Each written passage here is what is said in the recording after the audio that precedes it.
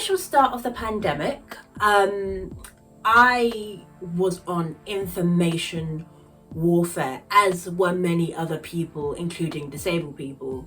I think because in 2020, May of 2020, I became sick. Well, hindsight's 2020, ha ha ha. I became sicker, let's say that.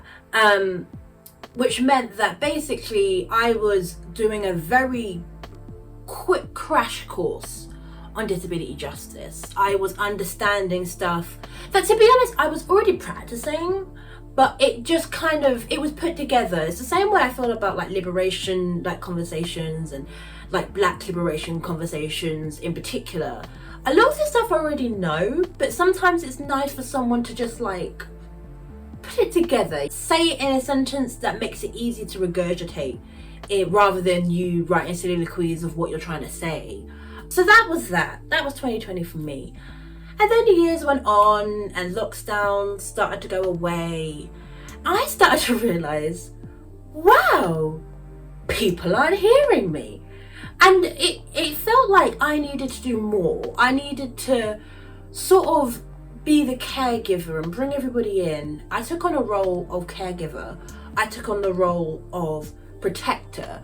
I took on the role of teacher. And it was good for a bit. I didn't want to try and lead a movement per se, but I thought, you know what, let me educate other people on what is going on and how to protect themselves. However, we all know what happened in 2022. I wrote a song about it. It wasn't good.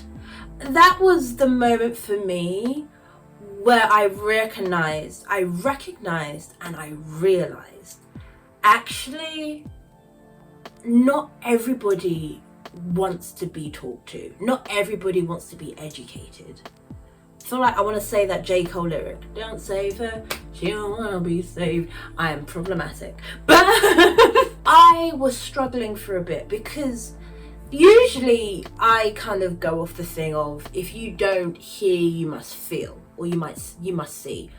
And it's like, that isn't always the best advice when you're talking about a BSL, biosafety hazard level 3 pathogen.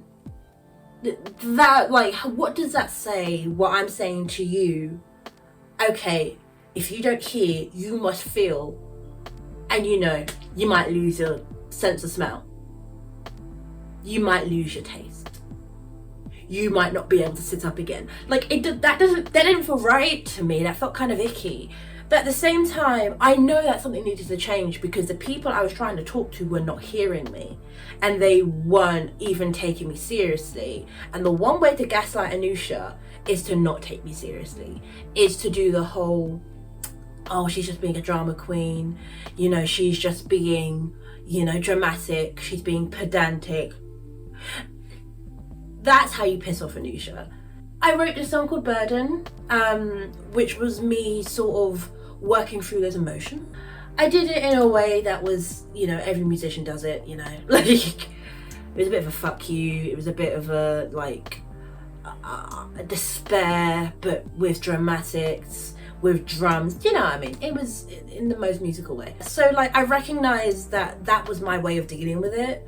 But it didn't really solve the problem. I was still kind of in the same space of like, I don't know where to go. I recognized that actually what I was doing when I was creating Burden was the answer, was connecting with other people who were on my wavelength.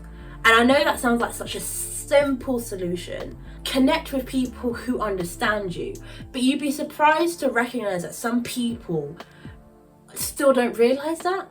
Like, actually, yeah, focus on the people who do care. Because realistically, the people that don't care, the people that aren't taking you seriously, are actually actively working against you, and they're ops.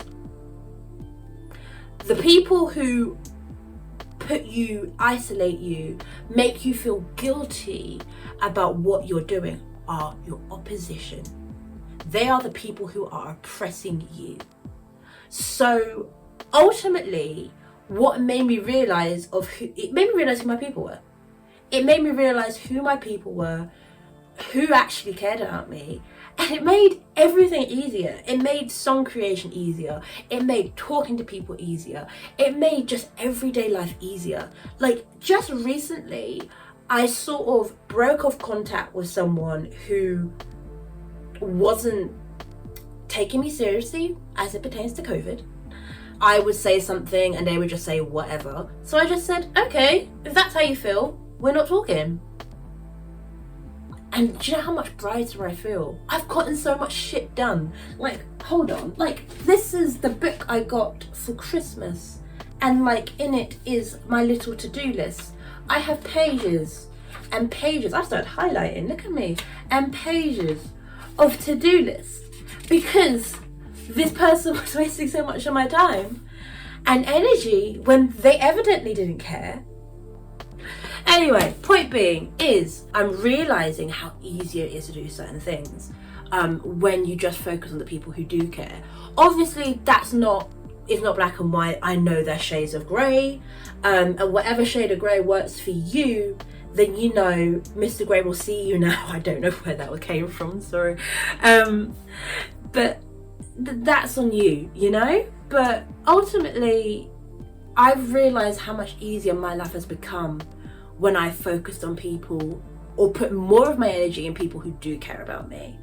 And I'm going to continue doing that with this video. So I sort of want to work with 10 artists, but that is not limited to, I could work with less, I could work with more. Visual artists this time. Usually I work with audio artists, performance artists, but I'm actually working with visual artists. I want to meet visual artists who have felt like they have been isolated by their community, by their industry, because I have an opportunity for you. It's going to be unpaid. I'm sorry, I don't have a lot of money, but I can try and do, you know, Anisha will get you a takeaway, Anisha will get you some takeaway, Anisha will get you like kind of like cost of living cost. That's like as far as I can go because we are in tax season. But I want you to be part of the Burden music video remix. Yeah, I've got a remix coming out. It's coming out in March.